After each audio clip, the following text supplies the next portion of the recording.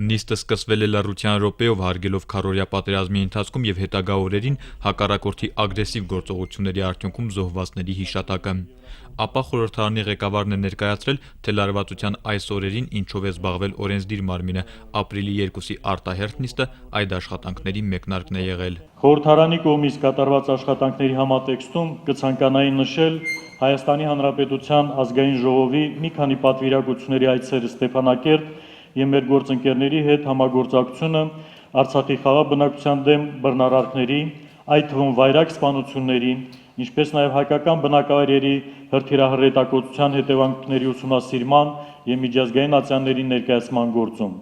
ազգային ժողովի խմբակցությունների ներկայացուցիչներից կազմված հանձնախմբի աշխատանքների ընթացքի մեջ են եւ խորհրդարանը շարունակելու է հետեւական լինել այս ուղղությամբ։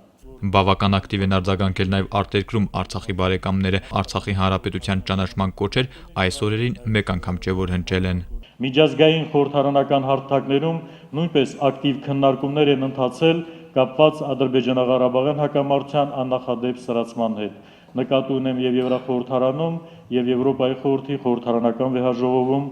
այս օրերին կայացած քննարկումները։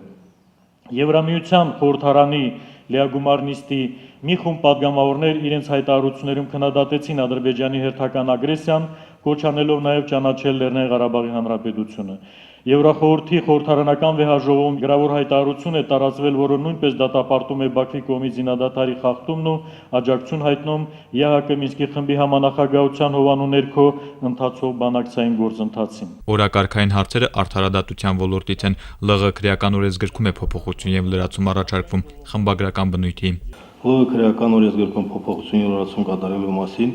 ԼՂ օրենքի նախագծի ընդունման անհրաժեշտությունը պայմանավորված է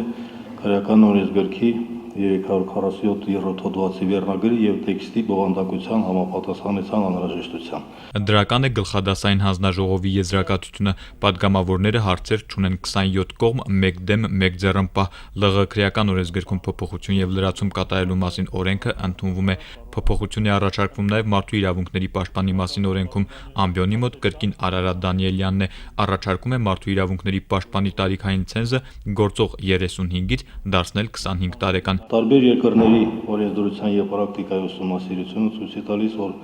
վերնշված խնդիրների լուծման ուղղված գործառույթները նույնքան